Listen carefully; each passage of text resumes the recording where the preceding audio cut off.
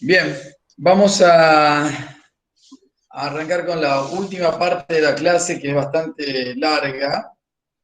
Eh, Vamos a tratar de hacerla más corta. Aquí vamos a ver diarrea, vómito, exploración de hígado y algo nuevo para nosotros. Nuevo en el dictado, porque muchas veces lo pasábamos así por alto, que va a ser la exploración de páncreas. A mí me interesaba bastante ese punto particular de la exploración de páncreas, porque creo que hay un vacío en ese páncreas y nadie lo desarrolla. Y después cuando lo van a desarrollar, generalmente nos quedamos con una parte o con mitos, porque alguien nos dijo. Es bueno que nosotros lo estudiemos y que le busquemos el porqué a las cosas y sepamos interpretar. Bien, a ver, vamos a empezar con la exploración acá.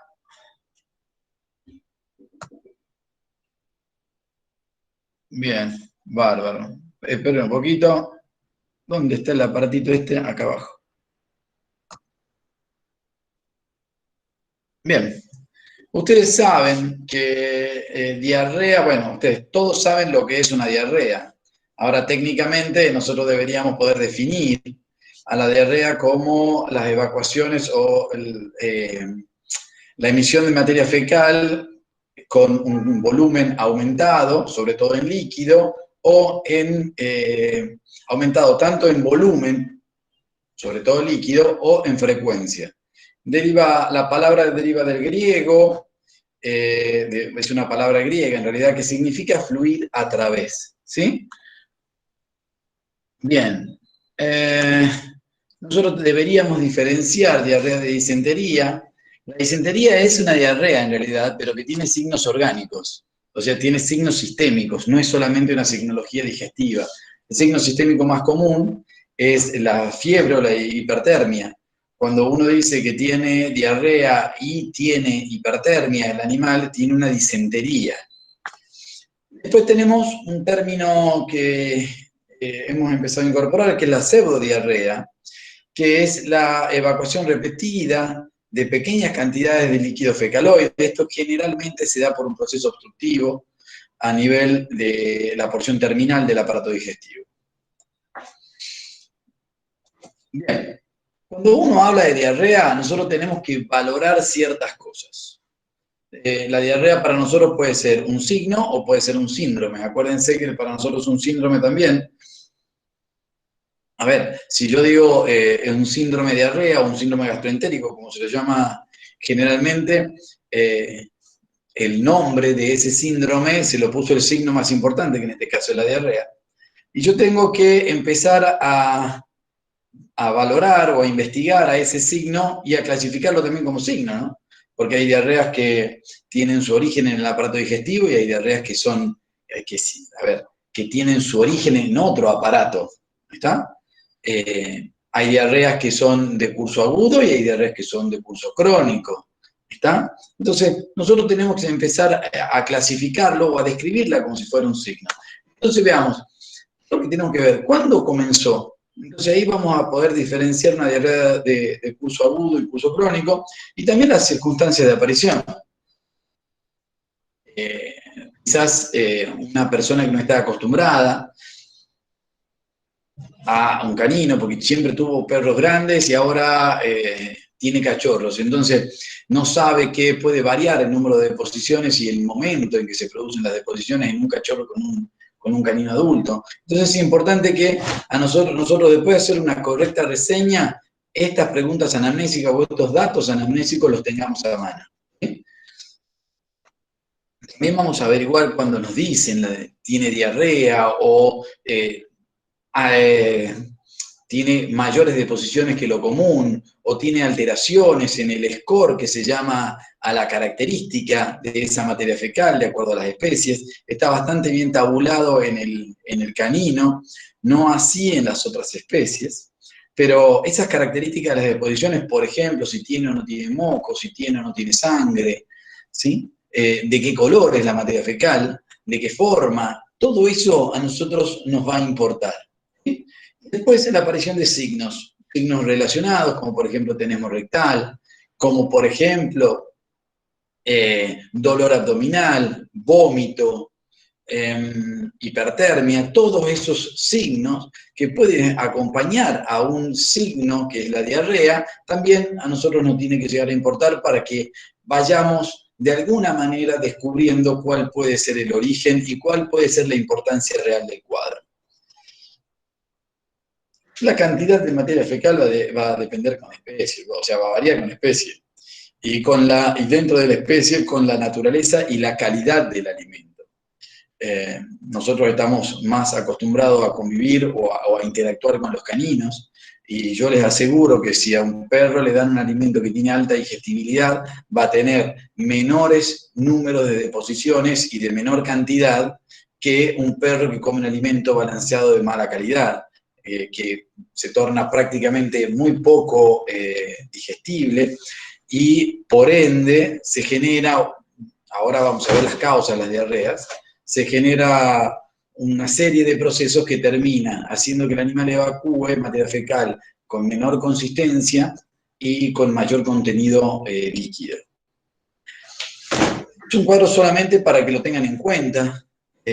Todo va a depender de la naturaleza del alimento. En equinos se dice que el animal bostea entre 15 y 20 kilos. Obviamente que esto es un animal a campo, porque si yo tengo en cuenta que un animal encerrado, que un animal en un box come 4 o 5 kilos de un alimento balanceado o de un concentrado, y come otros 4 o 5 kilos de alfalfa o de algún heno de buena calidad, yo no puedo pretender que esté defecando 15 a 20 kilos de alimento. Esto estamos hablando de animales en condiciones normales de campo, ¿sí? Igual en el bovino, la diferencia entre el bovino y el equino fundamentalmente está dada en la cantidad de agua, fisiológicamente. El bovino tiene mucha más cantidad de agua, por eso la materia fecal del bovino es en forma de torta, y la del equino es en forma de boñiga. El ovino tiene una forma, son pequeñas boñigas o pequeñas bolitas. El porcino y el canino tienen forma de embutido. Bien. Esto aumenta la cantidad de las heces. Si son de corta duración, a nosotros prácticamente no nos tiene que llamar la atención, ¿sí? Si nos dice el dueño, ayer hizo un poquito de materia fecal un poco más blanda, o ayer defecó una vez más de lo que defecaba, a nosotros prácticamente eso no nos llama la atención, y deberíamos buscar las causas de aparición o alguna situación que pueda haber modificado la conducta del animal y puede estar repercutiendo en el tracto gastrointestinal. La disminución de las defecaciones pueden aparecer en animales que están deshidratados, en animales que están sin comer, o sea, que están anoréxicos, y también se pueden dar en animales que tengan algún proceso obstructivo, que puede ser un proceso obstructivo agudo, como puede ser una torsión o una intususcepción o una impactación en algún trayecto del aparato digestivo, pero también en procesos degenerativos, como por ejemplo hablábamos en la clase de monocavitarios, hablábamos del megacolon. Este megacolon, lo que se produce es una degeneración de las capas de esa porción intestinal, en donde la porción muscular deja de tener fuerza y ese saco va perdiendo tono. Entonces la materia fecal se va acumulando en el colon y el animal deja de defecar, y eso es lo que le empieza a llamar la atención al propietario. Cuando vamos a clasificar las diarreas, siempre tenemos que tomar ciertos parámetros.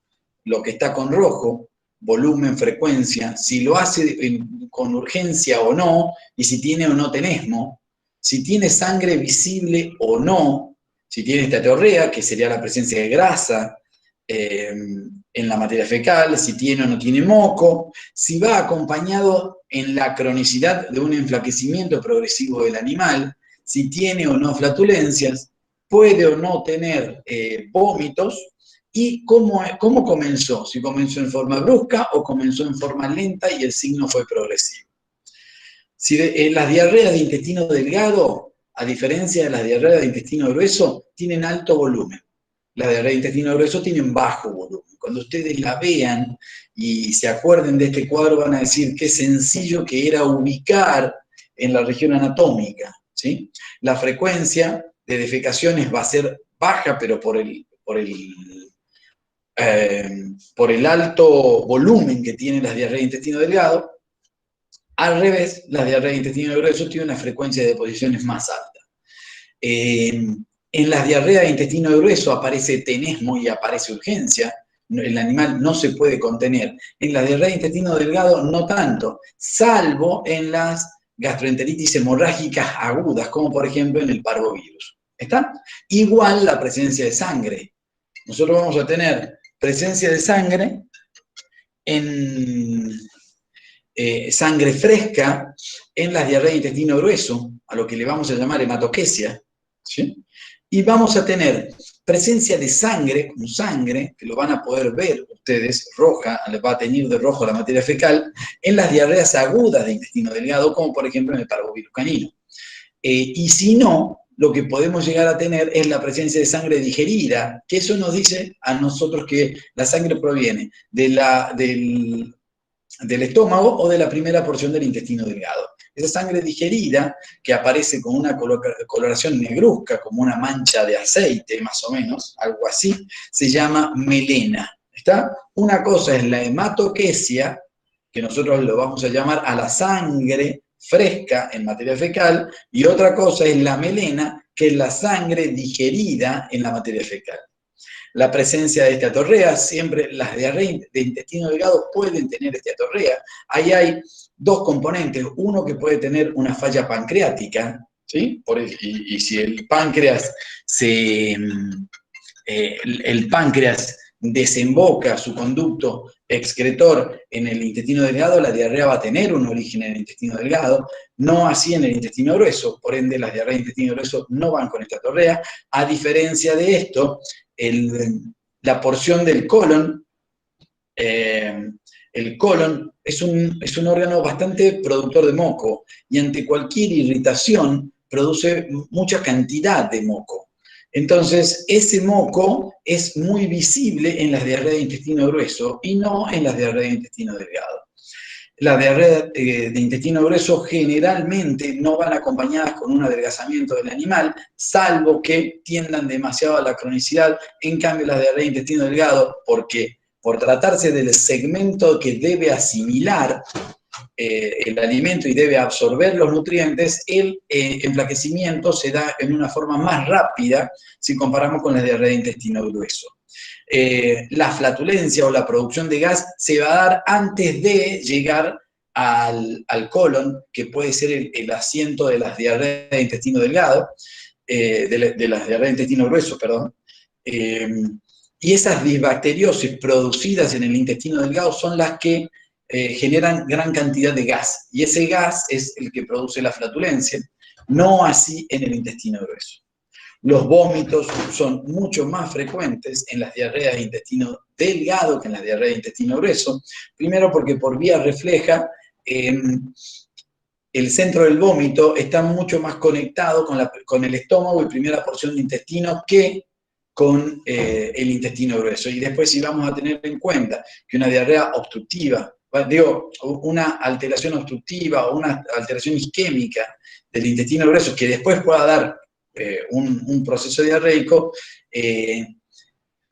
o una irritación del intestino grueso que pueda dar un proceso diarreico, no repercute de la misma manera que repercute el mismo daño abrasivo dentro del intestino delgado.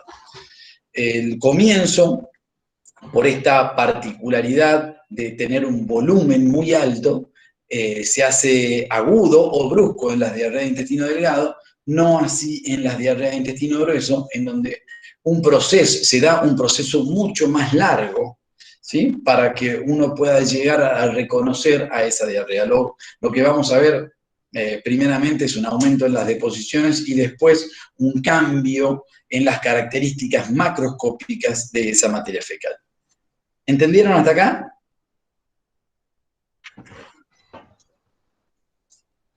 Rulo, ¿entienden? ¿Nadie dice Sí, nada? nadie dice nada, hay una pregunta. Ah, no, ya respondieron. Lo que sí, Antuco, se ve cortado en la diapositiva de abajo, no sé si es ese único cuadrito o Es fue toda la... el único. Dice comienzo brusco o lento. Bien. Ah, Profe, ¿me igual ahí escucha? les pongo en el chat. Bueno, dale. Nosotros Profe, ¿me tenemos que escucha? saber cuáles son los mecanismos por los cuales se produce la diarrea y de alguna manera lo vamos a clasificar. Las diarreas pueden ser de 4 mecanismos diferentes. Tenemos diarrea osmótica, diarrea secretora, diarrea por aumento de la permeabilidad y diarrea por alteración de la motilidad. ¿Sí? Bien. La diarrea osmótica, cuando hablamos recién de intestino delgado, yo les dije que la esteatorrea aparecía en las afecciones o en las disfunciones pancreáticas. Vamos a tomarlo como ejemplo, las disfunciones pancreáticas, en este caso lo que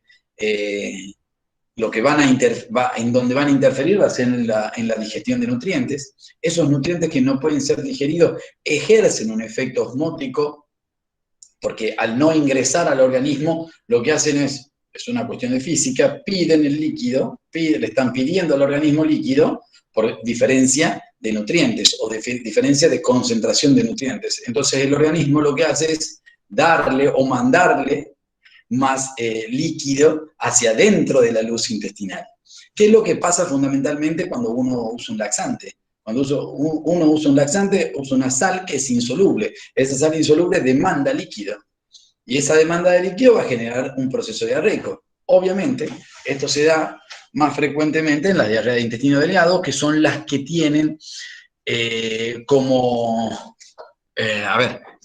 porque el intestino delgado es la sección intestinal que tiene por objetivo digerir y absorber la mayor cantidad de los nutrientes. Cuando tenemos una enteritis, o sea, una inflamación del segmento, de cualquier segmento intestinal, esa barrera intestinal abre ciertos poros, ¿sí? Y esos poros exudan, si lo queremos tomar entre comillas, o vuelcan parte del líquido hacia la luz intestinal, ¿sí? Es solamente un proceso inflamatorio, como puede ocurrir en cualquier tejido. Eso, sumado a un edema de mucosa que enlentecería el retorno venoso y el retorno linfático, entonces demora aún más la absorción de nutrientes, genera una diarrea. La diarrea secretora por sí sola es una disfunción de las células intestinales. Generalmente, esto lo van a ver específicamente en las diarreas por coli, cuando van a ver que no hay ningún daño orgánico en las células y en el tejido de la vellosidad del intestino, pero sí se altera su función. Entonces, esa célula, en vez de absorber, lo que hace es secretar, ¿sí? No es excretar, es secretar hacia la luz intestinal. Y ahí se genera la diarrea. Que quede claro, no hay alteración, no hay irritación, no hay un daño físico, sino una alteración funcional de esas células. Y la diarrea por alteraciones de la motilidad pueden ser productos de fármacos, que puedan ser parasimpáticos miméticos, o producto de algún proceso. Ese es el famoso colon irritable que se le puede dar a una persona o se desencadena en una persona cuando está estresada, cuando tiene algún estímulo. Entonces, lo que hay es un aumento en la motilidad del tracto gastrointestinal. ¿Quedó claro hasta ahí? 4 tipos o 4 orígenes del mismo signo. ¿Da? Nosotros ya lo dividimos en diarrea de intestino delgado y intestino grueso, y todo pasa a ser diarrea. Y estos 4 orígenes diferentes del mismo signo también lo deben conocer. Porque cuando vean, por ejemplo, bueno, yo ya les dije que insuficiencia pancreática exócrina daba una diarrea osmótica, pero un cambio de alimentación, ¿por qué un cambio de alimentación a los caninos? O sea, es lo más frecuente. Cambian el alimento balanceado y les da diarrea, porque el organismo no está acostumbrado a digerir ese alimento en un periodo corto de tiempo sin acostumbramiento. Entonces, al no estar acostumbrado a digerirlo, se genera una diarrea osmótica, porque el nutriente queda en la luz intestinal. ¿Está claro? ¿Queda claro por ahí, Rulo? Pregunta José si puedes volver a explicar lo de colon irritable. El colon irritable es un problema nervioso, de base nerviosa, que aumenta por la irritación, pero de origen nervioso, aumenta el peristaltismo de un segmento intestinal. Por eso se da la diarrea, o por eso aumenta el número de deposiciones. ¿Está? ¿Queda claro?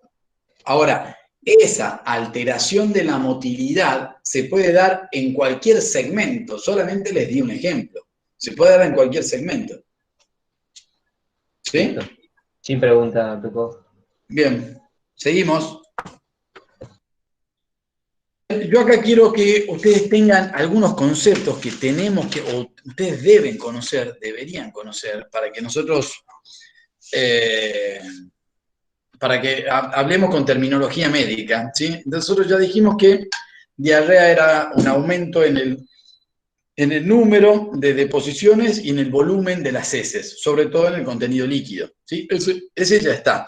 Ahora vamos a ver, el tenemo rectal es un signo o una mímica de irritación o inflamación del recto ano, en donde el animal adopta una posición o una postura de defecación, pero sin emitir la deposición. ¿Está? Sin poder defecar. A diferencia de la incontinencia, mañana damos urinario, sí. Cuando veamos incontinencia urinaria, que se llama enuresis, vamos a ver qué es la micción involuntaria. Acá es la defecación involuntaria. ¿Está? Generalmente por un trastorno nervioso a nivel del esfínter rectal, o el esfínter anal, perdón. La dientería es un término que hace referencia a una defecación con apariencia de vómito. ¿Por qué digo que es con apariencia de vómito? Porque hay material que el animal ingirió que está sin digerir. ¿Está? Pero es una diarrea. Esto lo que nos dice es, hay un síndrome de mala absorción o de mala digestión que es el origen de la diarrea. Entonces yo voy a decir, tiene lientería. Y si alguien entiende la terminología, va a entender que es una diarrea que tiene partículas de alimento o tiene alimento sin digerir. Ya les dije que era melena. La melena es la coloración negruzca de las heces, o las heces de coloración negruzca, que está dada por la presencia de sangre digerida en la materia fecal. A diferencia de hematoquesia, les dije que era sangre fresca en materia fecal. Esteatorrea, ya también les aclaré, es la presencia de grasa en la materia fecal. Esto se da fundamentalmente por una dieta rica en grasa o una insuficiencia pancreática exócrina. Acolia, o sea, A es sin, y colia hace referencia al color, ¿sí? Ese es sin color, eso es acolia.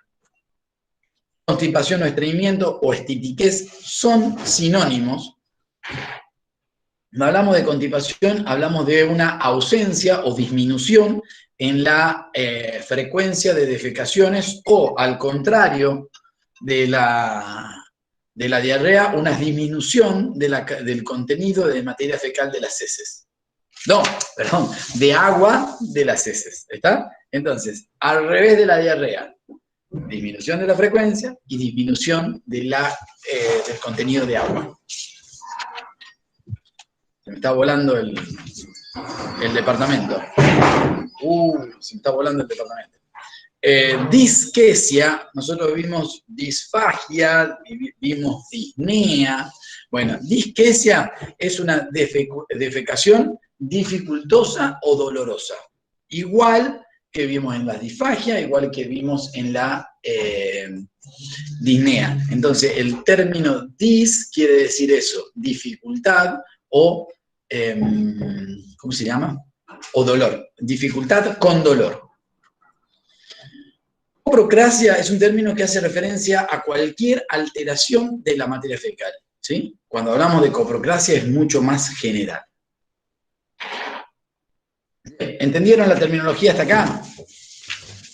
Una pregunta, ¿por qué puede darse acolia? Por una obstrucción del colédoco. Y ¿Sí?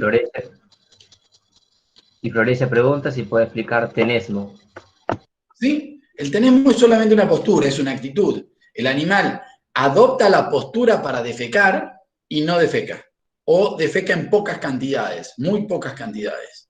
¿Está? Fíjense, cuando hablábamos en la diarrea, en la clasificación de diarrea, esto está referido fundamentalmente a la diarrea de intestino grueso, ese tenesmo, esa postura y ese esfuerzo que hace el animal para intentar defecar, y esto está relacionado con la irritación en el último segmento del recto, ¿no? ¿Sí? ¿Entendieron? Bien, dice que sí, y no hay más preguntas. Bien, perfecto.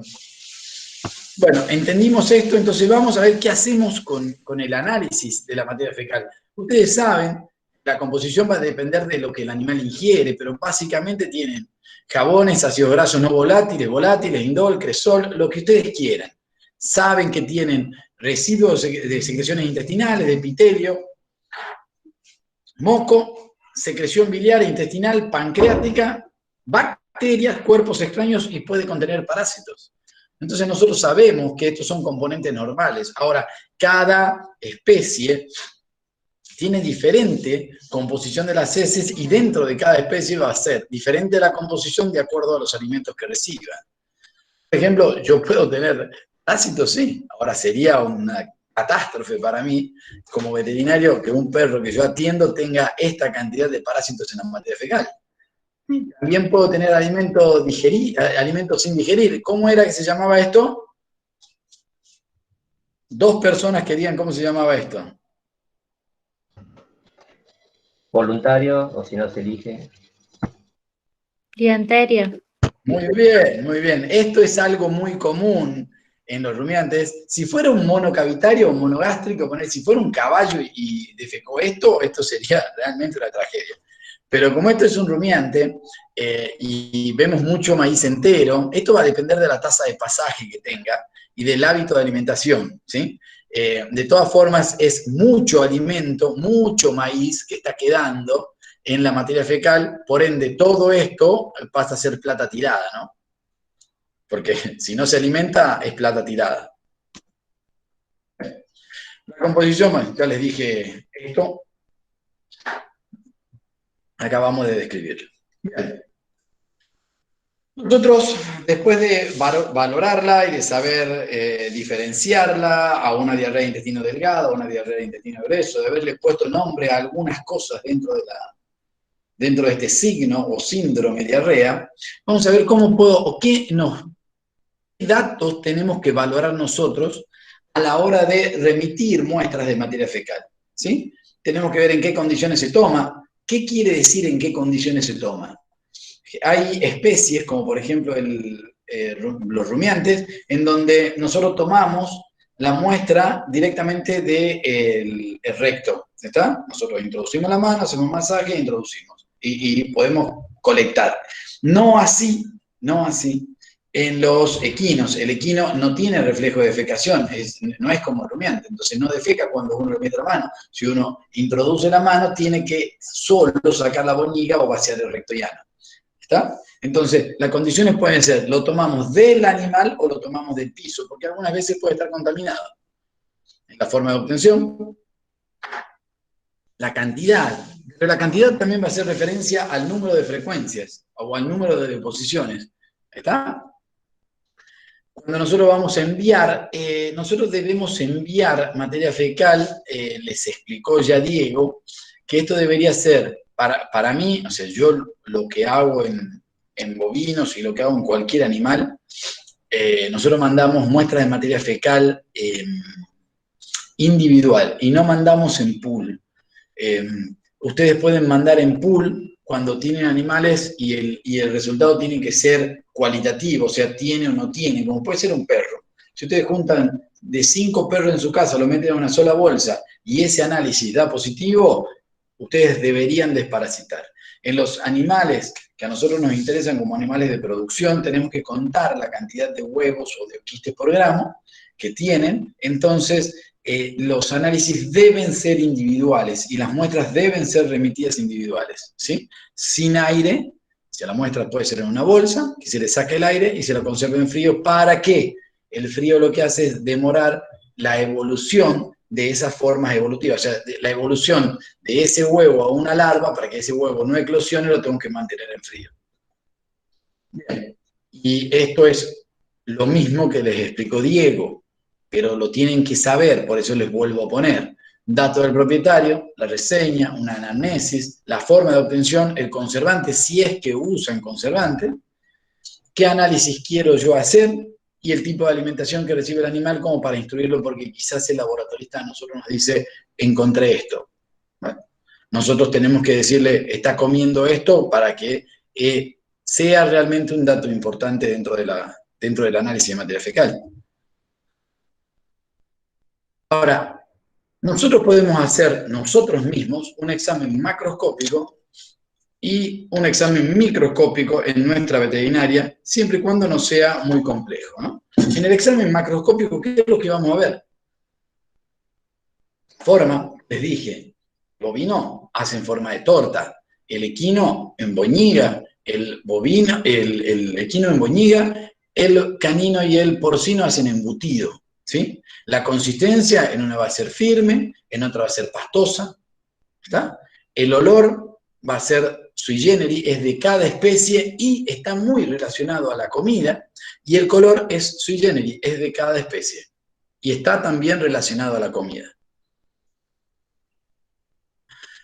Podemos, como les dijo Pablo recién, que ustedes podían poner licor ruminal en una suspensión acuosa y estratificar más aún los estratos. Acá también se puede poner la muestra de materia fecal en una suspensión acuosa para ver si justamente hay componentes sólidos, por ejemplo, en una diarrea o en una presencia de cólicos recurrentes por producción de arena, por ingestión de arena. Cuando uno lo pone en una suspensión acuosa, la arena va a caer al fondo del balde, entonces yo voy a poder diagnosticar. Si yo no hago esto, tiene que ser excesiva la cantidad de arena para que yo lo vea en una materia fecal común.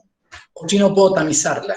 Y de la misma manera voy a ver partículas de alimento o algún contaminante que haya ingerido que queda sobre el tamiz. Solamente para que vean, ¿sí? Esto es hematoquesia.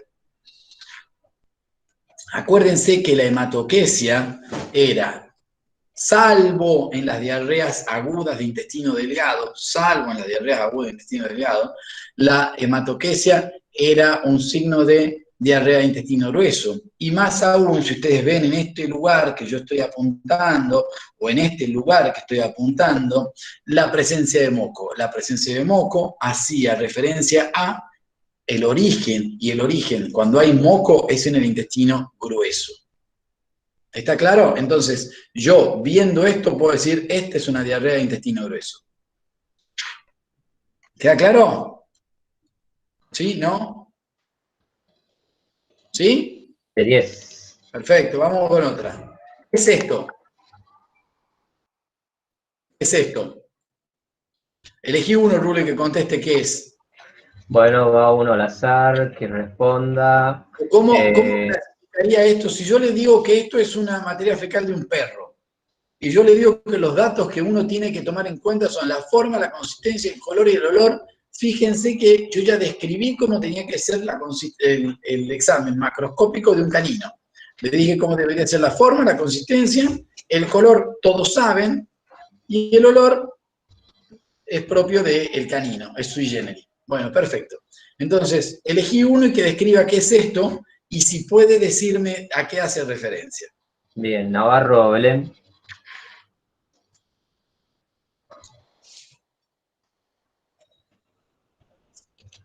Está Navarro, Belén.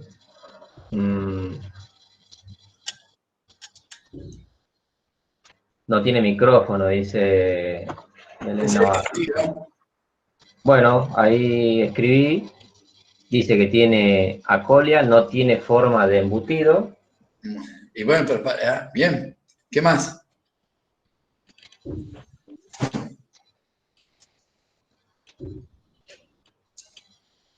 ¿Algo más, Navarro?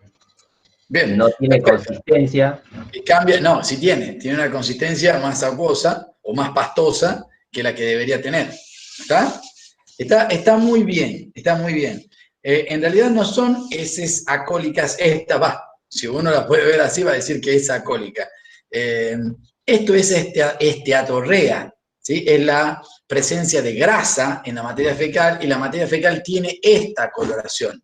Es una coloración, esa grasa en exceso en la materia fecal le da una coloración blanquecina, que puede estar relacionado a esa deficiencia o ese insuficiencia pancreática exógena puede estar relacionada muchas veces con obstrucción del colédoco y ausencia de coloración en las heces también. ¿Está? No está mal que me digan que las heces son acólicas, pero también quiero que sepan que las heces con esteatorrea tienen esa apariencia. ¿Sí? Muchas veces las heces que son acólicas o hipocólicas no cambian tanto la forma. ¿Sí? Sí pueden cambiar, obviamente, el color y pueden algo cambiar la consistencia, pero la forma no.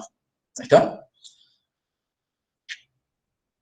Bien, vamos.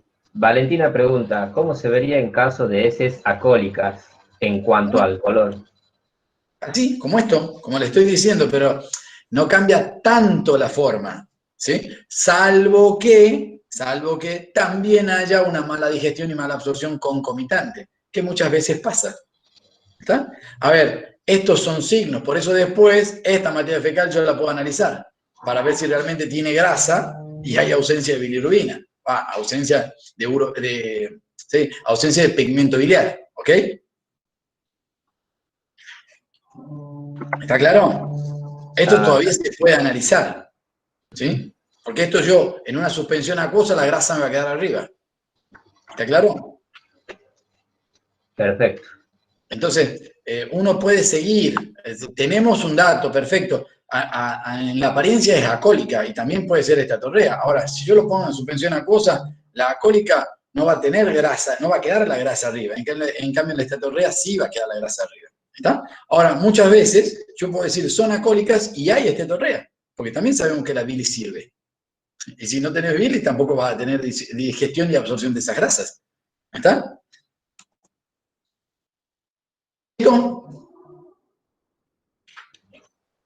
Esto es de un ternero. ¿Es la materia fecal normal de un ternero? ¿Qué dice? Elijo uno que responda en el chat. Elegí uno y fíjate, y decirle que empiece a acordarse que cuando dijimos que era lo que teníamos que tener en cuenta, fíjate que decía momento de aparición y forma de aparición, ¿no? Bien, Rocío Esper. ¿Qué es eso? Rocío. Está Rocío Esper. Bueno, no responde. Pero acá pone en el chat, María Belén dice color sui generis. Ahora, yo podría decir, si fuera a ponerle un canino, yo puedo decir que estas heces son hipercólicas, ponele. Tienen tiene un color que está como exaltado, ¿entendés? Diferente al color normal. No, perdón, si fuera de un bovino, yo podría decir que es de un bovino, podría decir que es un color diferente al color normal, ¿no es cierto? Eso es diferente al color normal. Esto debería ser verde amarronado, pero ¿por qué es así? ¿Es patológico o no?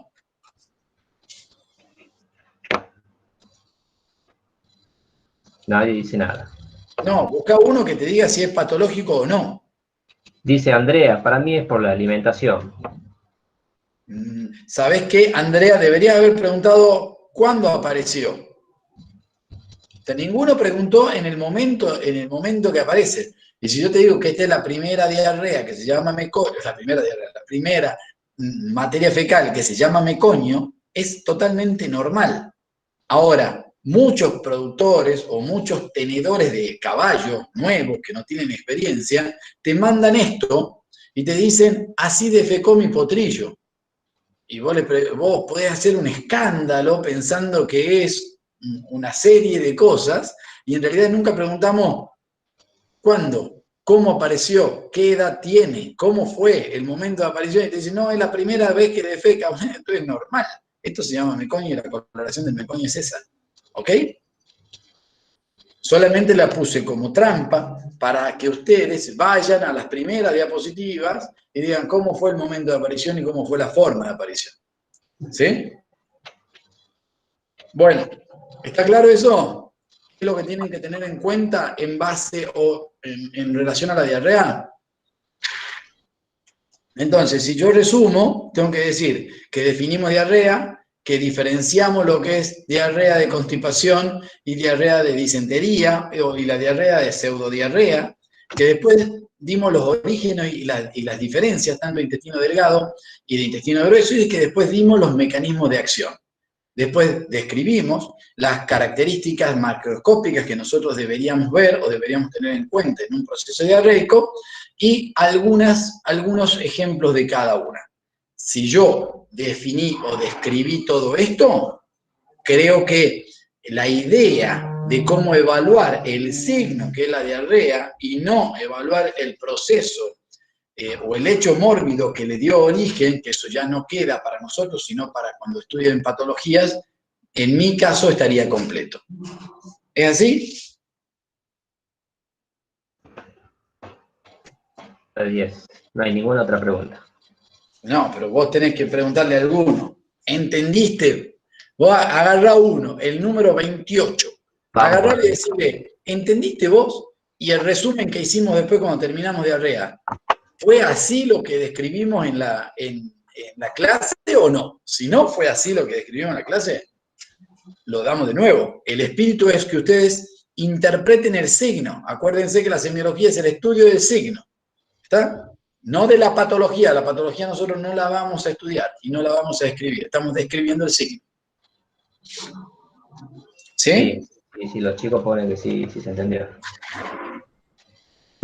Bien. Acá queda algo muy importante para nosotros, que es la exploración del hígado. Y ustedes saben que nosotros podríamos hacer una exploración física o una exploración funcional de ese hígado.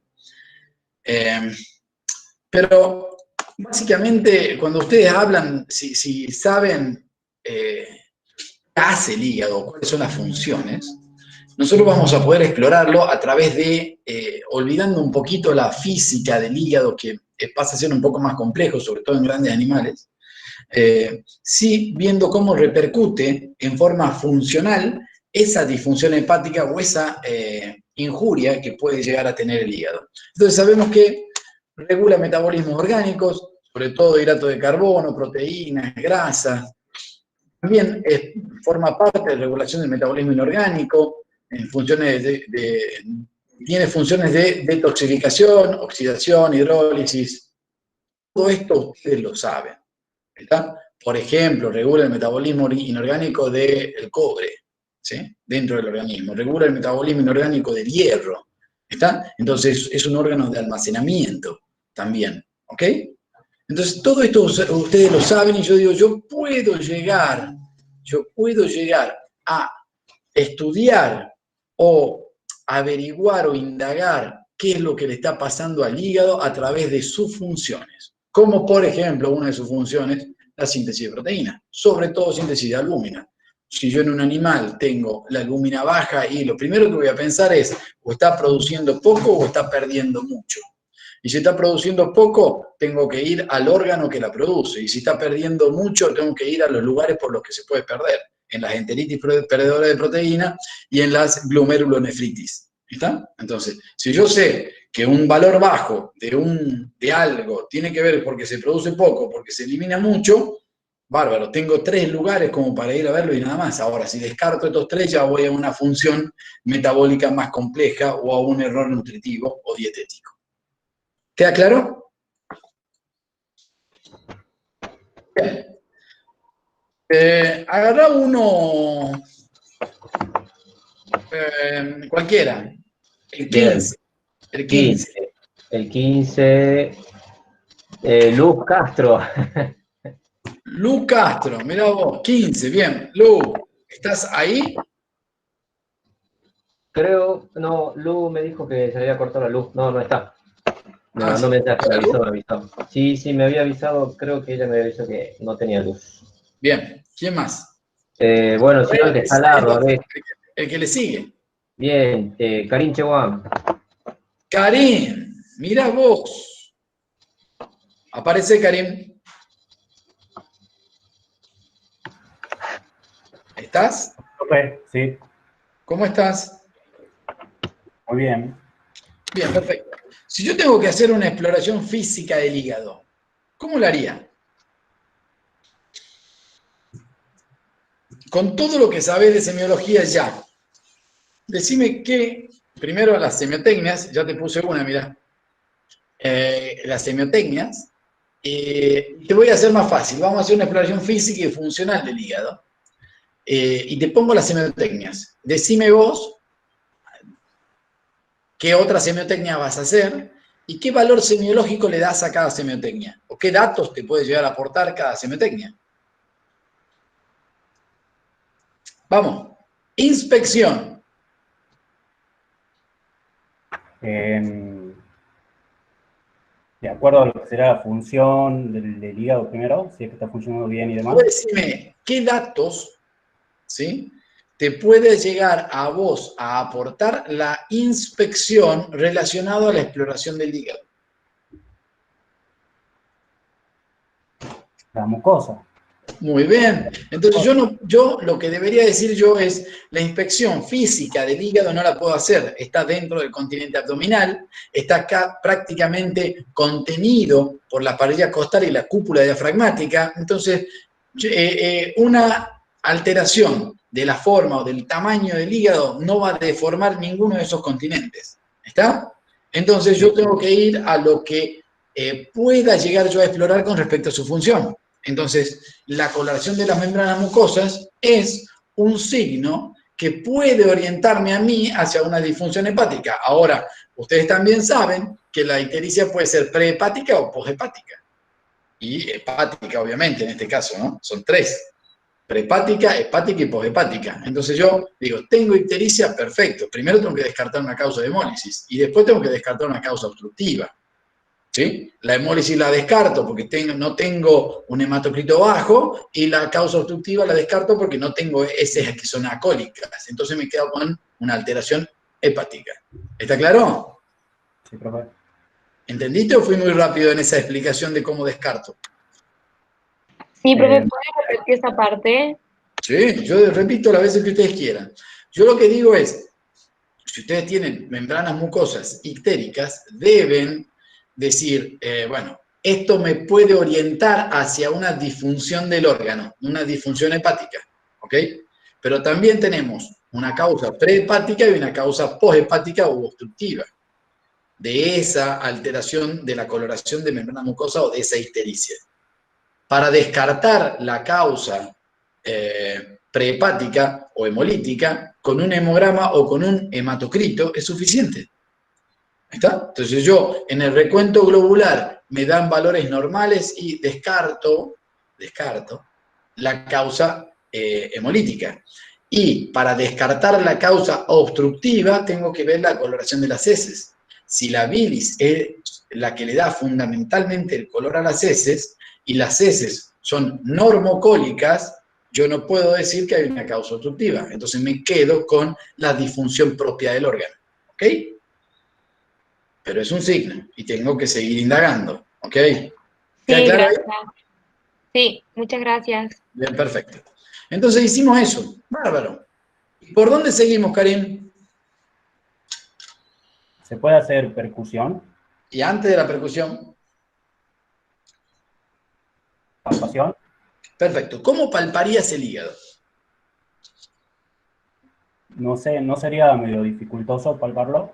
Es difícil de palpar en animales obesos, primero. Es difícil de palpar en grandes animales, muy difícil de palpar en grandes animales. Hay bibliografía que dice que se palpa por braceo rectal. Yo nunca llegué y creo que no voy a llegar, salvo que me ponga una prolongación del brazo. ¿Está? Ahora, la técnica para palpar, ustedes tienen dos formas de palpar. Generalmente, la técnica más fácil, porque ¿qué es lo que quiero ver yo a la palpación?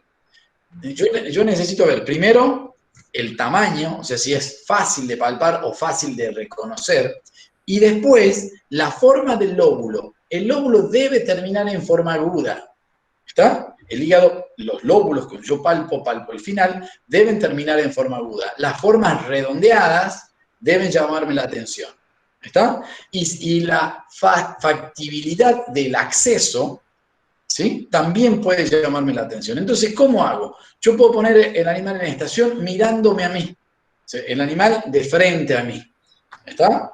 Entonces, uno coloca, la maniobra es bimanual, puede buscar del lado izquierdo, ¿sí? En el cuadrante inferior, ¿está? Uno introduce la mano, ¿sí? Por detrás de la arcada costal en el cuadrante inferior.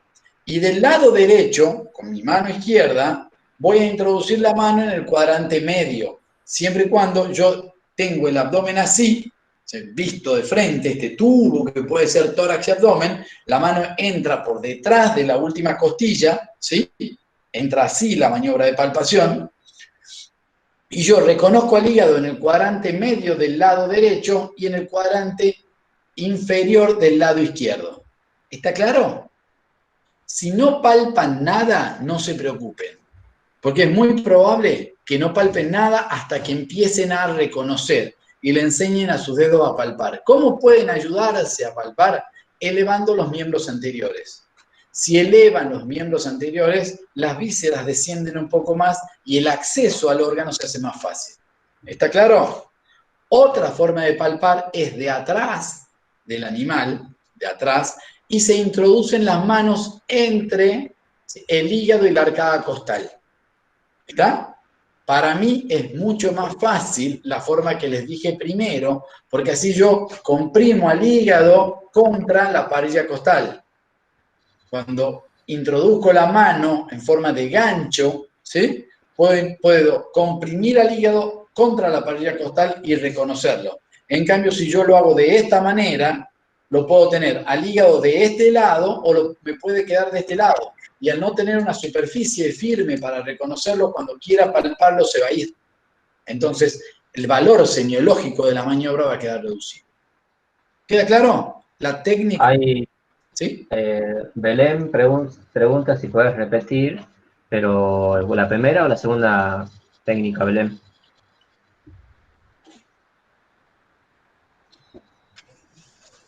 La primera. Bien. El perro me está mirando a mí, está de frente a mí. Obviamente voy a usar manos cambiadas. La mano derecha para el lado izquierdo, la mano izquierda para el lado derecho. El hígado tiene dos lugares más comunes de acceso para nosotros, ¿sí? Es el cuadrante medio del lado derecho y el cuadrante inferior del lado izquierdo. Siempre tomando como referencia la arcada costal, y la mano se introduce por atrás de la arcada costal y se lo trata de reconocer comprimiéndolo contra una superficie más firme o contra una superficie dura, que en este caso sería las costillas. ¿Queda claro? Por eso les digo que es la maniobra más fácil de hacer. Es mucho más fácil que introducir las manos desde atrás. Porque si introducimos las manos desde atrás, la yema de los dedos, que es lo más sensible que nos queda para nosotros, nos quedaría del otro lado. Porque si yo introduzco la mano, esta es la parilla costal, yo voy a introducir la mano así, y el hígado me queda acá y trato de tocarlo, lo voy a estar tocando con las uñas, ¿sí? O con la punta de los dedos, si es que hago demasiada maniobra, ¿está? En cambio, si yo la quiero tocar con la yema de los dedos, tengo que introducir, esta es la arcada costal, introduzco por acá, y lo voy a querer tocar así. Pero al no tener una superficie firme contra la cual tocarlo o comprimirlo, el hígado como un órgano se va. ¿Sí? Se va a ir. Entonces, mucho más fácil es la primera maniobra. Introducir las manos, palparlo, ¿sí? Yo tengo la arcada costal de este lado, del lado izquierdo, del lado derecho, perdón, voy a introducir mi mano izquierda desde dorsal hacia ventral buscando el órgano. ¿Está? ¿Y qué es lo que me tiene que llamar la atención? Lo que le dije. Primero, la factibilidad o la facilidad con que lo encuentro. ¿Sí? Un órgano aumentado de tamaño lo voy a encontrar más fácil. En un paciente muy flaco va a ser más fácil de palpar, obviamente, pero no debería ser tan fácil. Debería encontrarse con mayor facilidad en el cuadrante medio. Y después, la forma de la terminación del lóbulo. Deben terminar en forma aguda, no en forma redondeada. ¿Queda claro? Sí, profe. Si no les queda claro, seguimos, ¿no? No hay problema. Bien. Dice que sí, entendieron la chica. ¿Ahora entendieron? Sería mucho más fácil en un aula, con un perro, sería mucho más fácil. Pero bueno, entiendan las limitaciones y tratamos de hacerlo. Y sería mucho más difícil si solamente les subiera un PDF o un reporte de un caso. Bien. Bien, hicimos palpación. Listo. En grandes animales es mucho más complejo y solamente se podría llegar a hacer en animales caquécticos. Porque animales que tengan un estado corporal relativamente bueno no va a aparecer. Entonces vamos a tener que hacer otra maniobra. La otra maniobra que a nosotros nos quede es la percusión. ¿Es así, Karim, o no? ¿Se fue, Karim? Parece que sí. Y debería estar Karim si nadie le dijo que se vaya. Karim, Profe. ¿estás? Sí, sí, Bien, sí. perfecto. Entonces, decime, Sí, sí. ¿cómo clasificás la percusión que se hace en el hígado? ¿Cómo se clasifica? De acuerdo a la clasificación de percusión que vos ya sabes. ¿Sería por la No, matidez? después vamos a ver la sonoridad. Como a la maniobra, ¿cómo se clasifica? ¿Cómo es? En cuanto a cómo la desarrollo.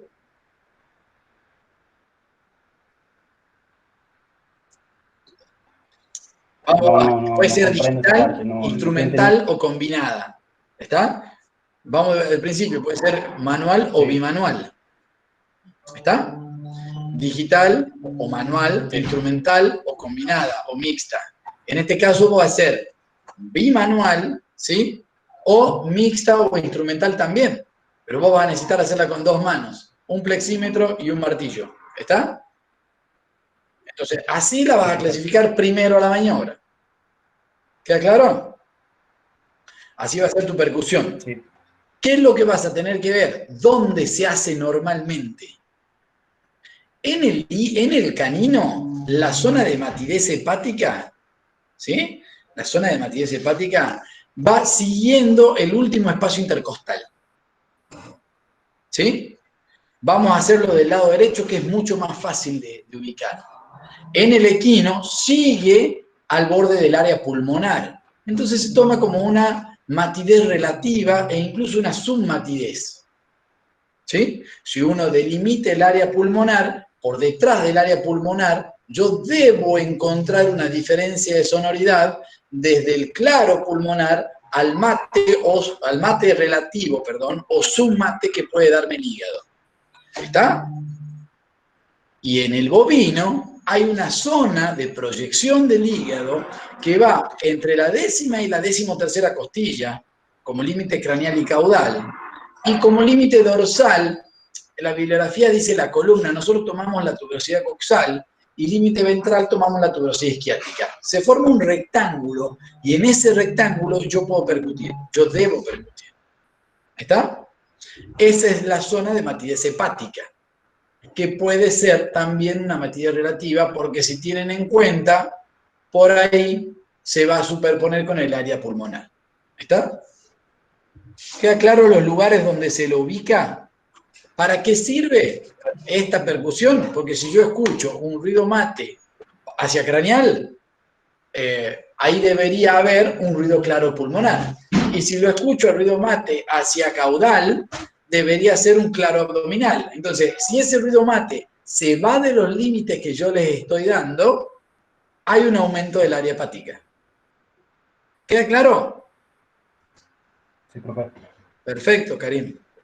¿Vas entendiendo? Les dije la diferencia de percusión en el equino, bovino y canino. Que quede claro, ¿no? Vamos describiendo. Pregunta si puedes repetir lo del bovino. Sí, ¿qué puedo decir? Va a quedar una zona similar como el control remoto. Obviamente más gordita que el control remoto. ¿Se ve el control remoto ahí, no? Sí, sí se ve. El límite craneal, la 10ª costilla. El límite caudal, la 13ª costilla. La última. ¿Sí? El límite dorsal, la tuberosidad coxal, o una línea paralela a la columna, que es parte de la tuberosidad coxal. El límite ventral, una línea paralela a la columna, que parte de la tuberosidad isquiática. Se forma este rectángulo y en este lugar es donde se explora. ¿Sí? ¿Quedó claro? Sí, ¿Quedó profe. claro, chicas? Sí, sí, responden que sí. Perfecto. Vamos. ¿Qué métodos complementarios pueden hacer en la exploración del hígado? Vamos. ¿Una biopsia sería complementario, profe? Vamos primero a lo primero. Les dije cómo tenían que descartar los distintos tipos de ictericia. Entonces, ¿cuál es el primer método complementario que utilizarían? Hemograma. Un hemograma, lo primero, sin duda, lo primero. Sigamos, ¿qué otro método complementario? O sea, más fácil, ¿no? Aunque para mí la biopsia es re fácil, ¿no? Pero, ¿qué más?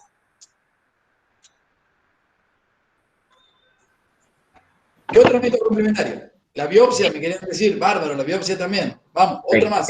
Ecografía ponen en el Ecografía, chat. sin duda, un método complementario muy útil. Muy útil. ¿Qué más? Inspección de la materia Análisis de fecal. orina. ¿Cómo? Materia fecal, el análisis de materia fecal.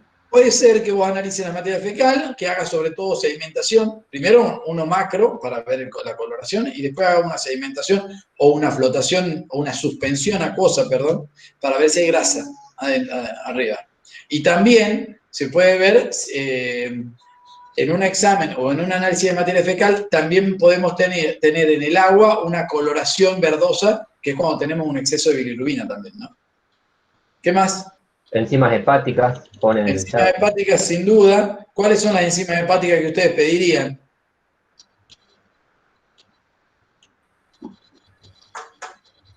Elegí uno que te diga qué enzimas hepáticas conocen. O, ¿cómo sería? No enzimas hepáticas. Veamos cuál sería el hepatograma que pediría esta persona. El que te dijo enzimas hepáticas, decirle Sí, no, cuáles son cuáles son las enzimas que pediría. Noelia Guanuco. Noelia.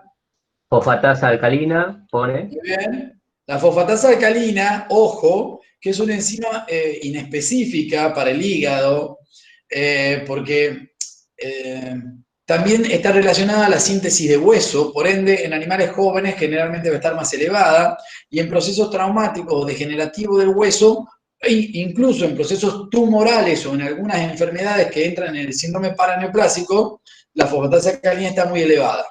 ¿Está? La fosfatasa alcalina tiene un isómero, que es la 5-nucleotidasa, que esa es específica de los conductos biliares secretores. Pero, como no medimos 5-nucleotidasas, medimos fosfatasa alcalina, porque es el isómero. ¿Ok? Bien, también pone transaminasas. Sí, la GOT o sea, tenemos GPT y GOT, que son, uno es de daño citoplasmático, el otro de daño celular sobre todo. Sí, para injurias del hígado andan perfectos. Después tenemos la otra, que es la gamma GT, que la gamma GT indica más lesiones en el tracto biliar. ¿Qué más? Alanina y aspartato. Sí, alanina y aspartato aminotransferasa, las que dijimos recién. La bilirrubina me está mencionando también. Por supuesto, deberíamos poner bilirrubina, deberíamos ver y deberíamos hacer la relación entre bilirrubina directa e indirecta. ¿Está? Por supuesto, bárbaro. Y me estaría faltando que me digan albúmina o proteínas plasmáticas y relación albúmina-globulina. ¿Está claro? Entonces, Si redondeamos, tenemos el hepatograma, que nos viene bárbaro, el hemograma, que nos viene bárbaro, la biopsia y la ecografía, como métodos sencillos, ¿no? Bien. Perfecto. Esto dijimos, ¿no es cierto? Solamente le ponemos una foto de nosotros, Pipi y yo, haciendo una biopsia de hígado con el doctor Gonzalo Valdés, que es el que nos va a dar la clase de ecografía y es el docente que tienen en diagnóstico por imágenes en la parte de ecografía. Esto que tenemos acá, bueno, acá va el transductor, que está diciendo en qué lugar está la aguja. Esta es la aguja de biopsia. Y aquí vamos viendo la imagen. Esto es otro, un amigo mío. Ahí yo tenía el pelo más largo, acá estoy yo. Cuando hacíamos interneros chiquitos, siempre con guía ecográfica para tener la seguridad que estamos aspirando hígado. ¿Sí? Hemos tenido alteraciones cuando no usamos la guía ecográfica, que punzamos el riñón, que está casi pegado, el riñón derecho está casi pegado, entonces muchas veces nosotros sentimos como que cambia la consistencia o como que ingresamos a un órgano parenquimatoso con la aguja, disparamos y nos venimos con riñón. Por eso la ayuda de la guía ecográfica pasa a ser fundamental cuando uno quiere hacer una biopsia hepática. Y les aseguro que es una maniobra muy sencilla y muy útil, tanto en el diagnóstico de un daño anatómico del hígado, como de una alteración funcional de ese hígado, sobre todo en la parte inorgánica, como por ejemplo en la reserva de cobre o en la reserva de hierro. ¿Queda claro? ¿Sí? No. No ponen nada. Es re fácil esto. Esta es la aguja de biopsia, que es una Trucut semiautomática, está muy buena. Profe, Bien. preguntan ahí, para la biopsia, ¿hace falta anestesiar? Sí, yo lo anestesio, pero porque es principio de bienestar animal para mí. Ahora, yo con guía ecográfica y una Trucut, una aguja de esta, prefiero anestesiarlo. Nosotros hicimos una sedación con silacina, hicimos una infiltración local con lidocaína, porque esto se hace una incisión en la piel, porque esta aguja es una aguja que en humanos se usa como descartable y nosotros generalmente la volvemos a utilizar, entonces tenemos que tratar de conservar el filo. Y el filo, la aguja, lo pierde en la piel. Entonces la incisión en la piel pasa a ser fundamental para que no pierda tanto el filo, ¿sí? Nosotros ese día, o sea, cada día que íbamos hacíamos 20 biopsias. Entonces teníamos que tratar de conservarle el filo a la aguja, ¿no? Y sí, es mucho más cómodo, porque si el animal se mueve, la técnica está reportada. Esta técnica es nuestra, la técnica esta, ¿no? Que es adaptada de una técnica de ovinos. Pero la técnica reportada es parados, sedados en la manga, bien sujetos y con anestesia local. Nosotros preferimos así porque usábamos el ecógrafo y estábamos mucho más tranquilos con el animal, con una sedación más profunda, ¿no? ¿Sí? ¿Algo más? Ninguna otra pregunta.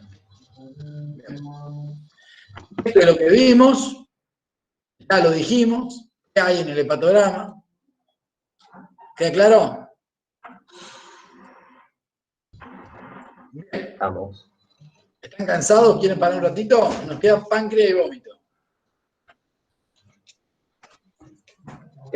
Son las 6. ¿Son las 6? Sí, qué rápido se ha pasado. Sigamos, dice. Escuchame, si alguien tiene que hacer algo como nuestro horario hasta las 6, si quieren dejamos páncreas y vómito para mañana.